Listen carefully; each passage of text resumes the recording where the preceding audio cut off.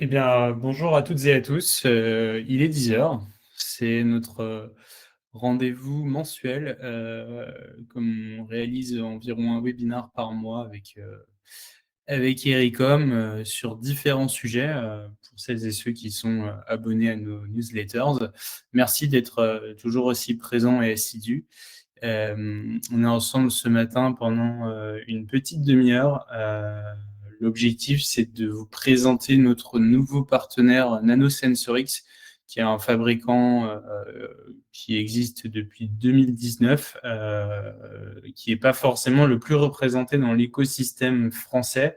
C'est bien l'une des raisons pour laquelle on a décidé de travailler avec eux, parce que leur sérieux en vaut la peine. Donc, on reverra tout ça tout à l'heure. N'hésitez pas à poser des questions dans l'onglet Vous avez un onglet en bas de votre écran. J'y répondrai. On aura un moment de questions et d'échanges à la fin. Euh, L'objectif de ce webinaire n'est pas de rentrer dans le fond de la technique de tous les produits. On va vous présenter les produits dans les grandes lignes, et si vous avez besoin que l'on étudie quelque chose de manière plus précise, n'hésitez pas à m'envoyer soit un email si vous avez mes coordonnées, ou alors à l'adresse commerciale@ericom.fr et on saura vous renseigner. L'agenda du jour, donc on va commencer par une petite une représentation d'Ericom ou une présentation pour les nouvelles personnes.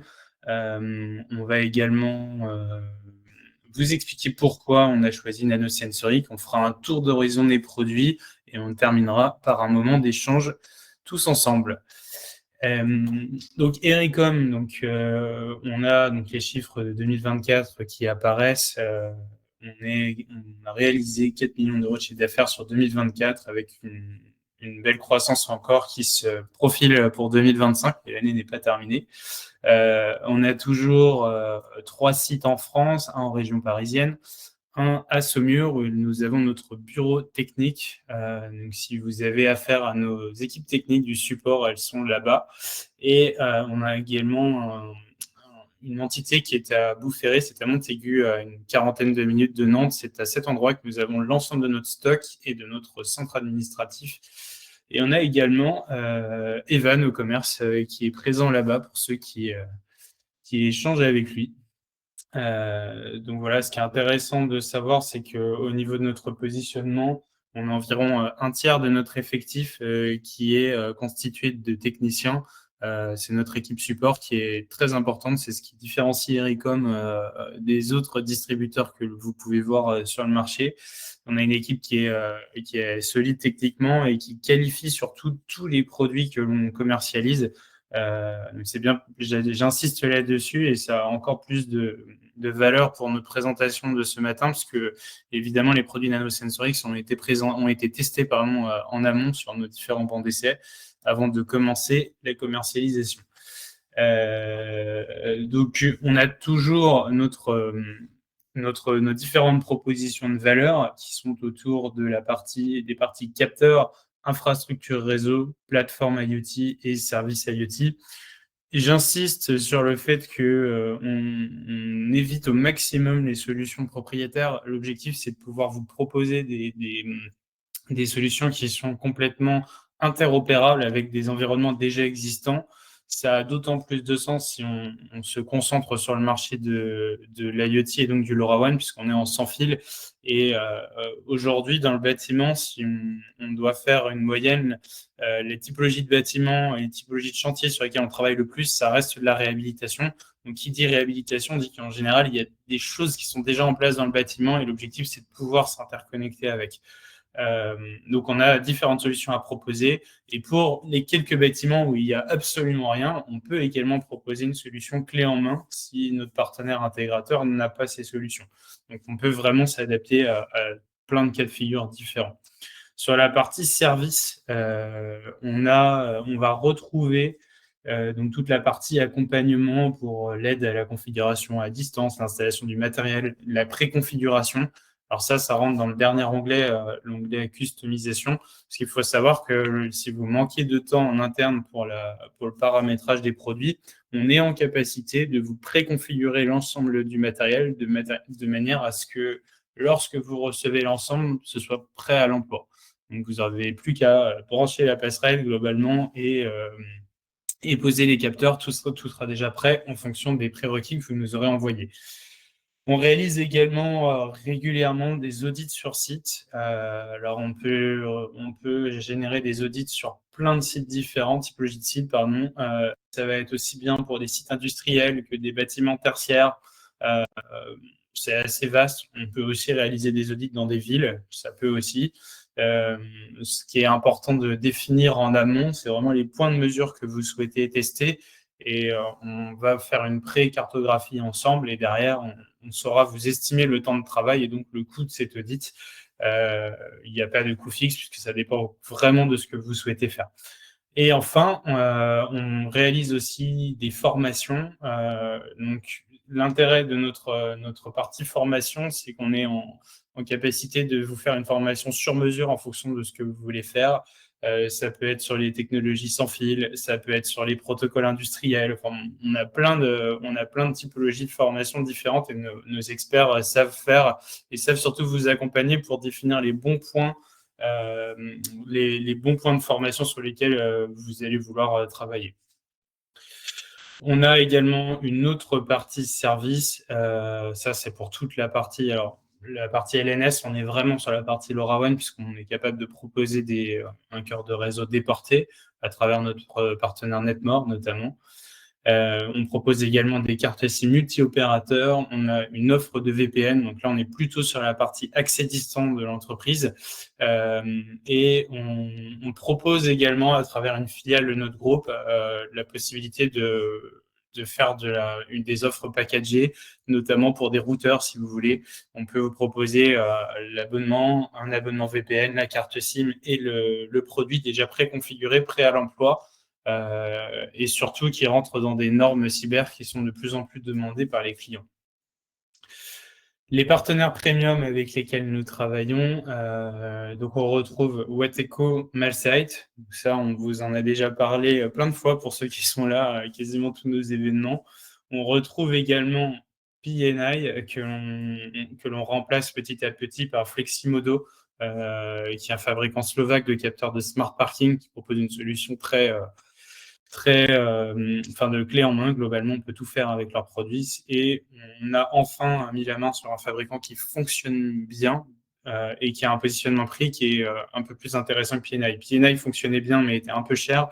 Fleximodo est un peu en dessous en termes de positionnement. Et il fonctionne, il est tout aussi fiable, et ce qui n'est pas le cas de tous les fabricants qu'on peut trouver sur le marché du smart parking. Ensuite, on a toute la partie collecte et transmission de données à travers la business unit M2M de chez nous, parce qu'on a 2 BU, pour ceux qui travaillent avec nous. On a une BU donc IoT, donc là on est vraiment sur toute la partie objets connectés. Donc ça, c'est clairement ce qu'on va voir ce matin. Et on a l'autre partie qui correspond à l'accès distant, à la conversion de protocoles industriels, etc. Et dans cette BU-là, on va ajouter la partie, on a le groupe HMS avec lequel on travaille, qui détient les marques Ewon, Enibus, Intesis, Oasis. Dans cette BU, on va également retrouver le fabricant Advantech, qui est très connu. Et on est également en train de monter une offre autour de la cybersécurité. Donc, si vous avez des demandes, on a quelqu'un qui est en cours de formation sur le sujet en interne. Et donc, on va très prochainement être en capacité de vous aider précisément sur le montage de ce type de dossier. Et enfin, pour la partie analyse de données, on propose une plateforme qui est celle de IoSync Solutions, qui est plus connue sous le nom de Keyron. Donc ça, c'est vraiment dédié à l'IoT, bien qu'on ait aussi en capacité de connecter des routeurs type Ewon dessus pour afficher les points mesurés. Les différents marchés sur lesquels on travaille, donc il y a la partie ville intelligente, énergie intelligente, donc la gestion de l'énergie, pardon, la partie industrie, agricole, bâtiment et la partie transport à travers les routeurs. Donc on va rentrer dans le vif du sujet. Le fabricant NanoSensorix, donc c'est un fabricant lituanien qui appartient au groupe EsElectrus. Donc EsElectrus, c'est une société qui a des fonds scandinaves, donc suédois pour être plus précis, et lituaniens. À la base, c'était une société d'ingénierie et d'installation dédiée, enfin spécialisée sur les installations électriques de haute puissance et également sur l'automatisation des industries. Ils ont quand même une grosse activité autour de l'étude et de l'installation de systèmes électriques de haute puissance, comme vous pouvez le voir à l'écran. Et c'est ce qui a mené au rachat de ce fabricant NanoSensorix, qui est devenu vraiment une marque du groupe. Et vous allez rapidement le comprendre à travers les produits qu'ils proposent, puisqu'ils ont notamment un produit qui est très spécialisé autour de l'électrique. Vous allez rapidement voir les petites spécificités. Un autre point qui a retenu notre attention, c'est que c'est un fabricant qui conçoit et fabrique l'intégralité de son matériel en Europe. Donc, c'est quand même de plus en plus rare aujourd'hui. Donc, on tient quand même à le souligner. Et ils ont également des solutions, et ça vous allez le voir à travers la présentation des produits, qui viennent compléter des manques que l'on avait au sein de notre offre, et surtout pour répondre à une demande croissante de nos clients, notamment sur des cas d'usage précis que l'on va voir juste après. N'hésitez pas à me poser des questions hein, si vous avez quoi que ce soit, on pourra y répondre à la fin. On va donc commencer sur la partie produit. Donc, le tout premier produit que je vous présente ce matin, donc c'est le PowerSense Electric Power Meter. Donc, c'est un capteur qui est équivalent sur la base au Trifaso de chez Wateco que vous connaissez si vous travaillez avec nous sur la partie IoT. Notre objectif, c'est pas de le mettre en concurrence avec, c'est qu'il vient apporter des petites technologies supplémentaires que l'on n'avait pas sur ce produit et qui étaient demandées par nos clients, à savoir un écran externe. Donc ça, c'est quand même assez pratique dans les cas d'applications industrielles. On a également la possibilité d'afficher les harmoniques en temps réel sur l'écran. Alors, ça ne remonte pas dans la trame LoRaWAN. Par contre, c'est quand même mesuré et c'est affiché sur l'écran. Donc, on a certains clients industriels qui souhaitent avoir les harmoniques pour le suivi de l'état de la machine et des consommations de la machine. Donc, ce point-là est intéressant avec le produit. Il est directement ride-in, donc il est vraiment dédié à une installation Indus. Et on retrouve également donc une antenne externe directement. Donc, on va pouvoir déporter l'antenne sur l'armoire TGBT, par exemple. En termes de fonctionnement, les produits ils vont se configurer de manière assez similaire à ce que vous pouvez voir aujourd'hui sur le marché du LoRaWAN. On a une configuration en OTAA, donc ça se fait à distance via la passerelle ou via le réseau opéré si vous êtes sur un réseau opéré. On retrouve un auto-étalonnage complètement automatique, donc ça c'est quand même assez pratique. Et on a des boîtiers qui sont robustes, qui sont vraiment dédiés au type d'application que l'on a décrit par le passé, enfin au tout début. Donc ce produit, il est typiquement dédié au monitoring énergétique, donc pour les industries et bâtiments tertiaires, et on peut également l'utiliser pour le suivi de l'état des machines. On a quelques clients qui utilisent les produits normalement dédiés au monitoring énergétique pour vérifier le bon fonctionnement des machines à travers les signaux électriques que l'on va retrouver sur le réseau. Voilà, ce produit il est disponible en différentes versions. La version la plus puissante, on pourra mesurer, c'est 2500 ampères. Donc, on sera quand même un peu plus limité par rapport à un trifaso qui lui, va jusqu'à 4000 ampères. Bon, après, c'est des choix techniques à réaliser. Il faut voir en fonction de ce que vos clients souhaitent. Il n'y a jamais de solution miracle. C'est toujours des compromis techniques à sélectionner. En tout cas, en termes de fiabilité de mesure, on a comparé les deux et on est sur les mêmes niveaux de performance. Donc, c'est plutôt rassurant. Ensuite, on va retrouver un produit assez original pour lequel on a des demandes assez récurrentes venant du milieu des centres commerciaux et des bâtiments éducatifs. C'est un capteur qui va se positionner au plafond et qui va être en capacité de détecter surtout les fumées de cigarettes électroniques et potentiellement de cigarettes avec de la drogue. Également, ce produit est très intéressant parce qu'il mesure également la température et l'hygrométrie. Donc, on a un capteur vraiment mesuré avec plusieurs mesures à l'intérieur, plusieurs capacités de mesure. Et il y a une version également plus poussée du produit qui permet de faire de la détection d'agression. En fait, il y a quand même une forme de micro à l'intérieur du capteur qui va détecter s'il y a un cri à proximité, donc potentiellement une agression, et renvoyer une information LoRa en instantané s'il détecte quelque chose. Donc d'encombrement, c'est un capteur qui est comme un gros détecteur de fumée, si on veut, en termes de place au plafond. Et en termes de fonctionnement, c'est très réactif. Donc, c'est un produit qui a retenu notre attention parce qu'on n'a pas trouvé d'équivalent aujourd'hui sur le marché. Et notamment dans les centres commerciaux, on a une forte demande autour des risques d'agression. Donc aujourd'hui, on arrivait à répondre à travers des boutons d'alerte. Et toujours est-il que le risque du bouton d'alerte, c'est qu'il ne soit pas vu par la victime au bon moment. Là, les choses sont faites de manière complètement automatique. Donc voilà, si vous-même ou avez des clients qui recherchent ce type de produit, sachez que ça existe et on est toujours sur des technologies LoRaWAN, donc ça reste des produits sans fil et donc faciles à positionner. Enfin, on retrouve encore un autre produit autour du suivi de courant. Donc ça, il existe quand même d'autres solutions sur le marché, mais celui-ci est intéressant parce qu'il permet d'aller jusqu'à 600 ampères, donc c'est pas rien. C'est un capteur qui est complètement autonome, qui va vous permettre donc de suivre le courant électrique et donc qui va pouvoir être utilisé pour deux raisons. Soit donc, suivi de courant classique, mais il peut être également utilisé dans des cadres de maintenance prédictive, notamment pour suivre l'état des machines. Donc, on a un produit qui a pour un coût raisonnable pour un coût très raisonnable et très peu encombrant, peut permettre d'être facilement positionné à proximité d'une machine. On retrouve encore une fois les mêmes modes de configuration que sur les autres capteurs. On est sur une configuration en OTA, on a un produit qui est robuste et on va avoir une autonomie aux alentours de 13 ans. Donc, c'est quand même assez performant pour cette partie. Donc voilà, on retrouve donc les cas d'usage pour la partie maintenance prédictive. Vous avez un schéma. Chez Ericom, sur la partie maintenance prédictive, jusqu'à aujourd'hui, on a principalement travaillé à travers la mesure vibratoire. Donc là-dessus, on a un gros retour d'expérience, notamment à travers Bob Assistant. On a déjà réalisé des webinaires à ce sujet. Maintenant, la partie électrique, elle peut également être intéressante parce qu'on a certaines machines qui ne vibrent pas suffisamment pour que les capteurs détectent des anomalies potentielles. Et donc, dans ce cas-là, c'est vrai que passer par la partie signal électrique, c'est intéressant. Donc, c'est une alternative que l'on est maintenant en capacité de proposer.